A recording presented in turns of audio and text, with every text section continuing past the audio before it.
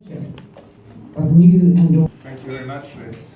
I'm afraid it's at this point in the evening that the tone goes severely downhill. I've always thought that you must be fairly eccentric to become a politician in the first place, which is why I'm not one.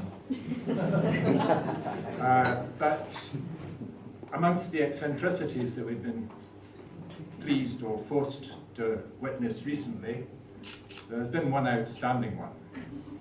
I think if you look back at the Prime Ministers of Great Britain, you'll find many strange people, but none of them, and I don't believe in Europe, or possibly even the wider world, none of them has had relations with a pig before now.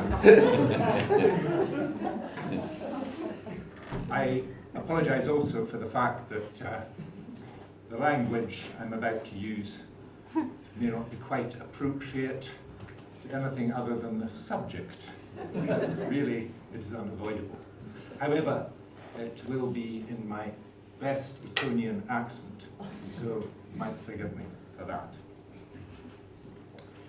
When I was a lusty lad and young, I thought it would be jolly fun to splash some cash and have a ball, get drunk, shag birds, and do it all. And then I went to Eton School, where they told me I was born to rule. I knew that anyway, but hey, I'd leave it for another day. But Papa's wisdom came in play. He said, "My son, you could one day be leader of the great UK. I tell you, there's an easy way. It doesn't matter that you're thick and no good at arithmetic. I'll drop some friends of mine a line.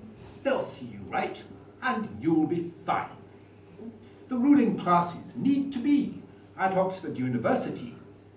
It's there you'll meet some crafty chaps who'll help you on your way, perhaps. But one thing, son, I need to say. It's vital you're not led astray. So pay no heed to sycophants, and keep your prick inside your pants." These words of wisdom I ignored. I tried them out, but I soon got bored, for life was sweet and full of zest, so I just did what I thought best. I joined a club and burned a note in front of some poor homeless scrote. It was just a bit of harmless fun. Well, I had cash and he had none. And then one day a pal of mine said, "Hi, DC, you're doing fine, so why not join our little set? You really ain't seen nothing yet." So out I went, prepared to dine and have some fun and drink some wine. But what I found just blew my mind. Champagne was flowing from a spout, and girlies with their titties out, and lines of white on bits of glass, and someone with a tattooed ass. "I say," I cried, "I'll get stuck in." Someone said, "You can't begin until you've had a pig. Our rule, you know, to show you're cool." "That's fine, bring on the pork, my man, the chops, the roast, the boiled ham. You'll find that I can eat the lot." Silence fell. "Oh no, that's not what's meant by have. You understand? You need to prove you're a man. It's nothing that need cause you fuss. It's just to show you're one of us. You needn't fear. We're gentlemen. We never would betray a friend." So I stripped off and waved my dick. And then a camera went click. I didn't care, for I was young and only bent on having fun. My father's words were quite forgot.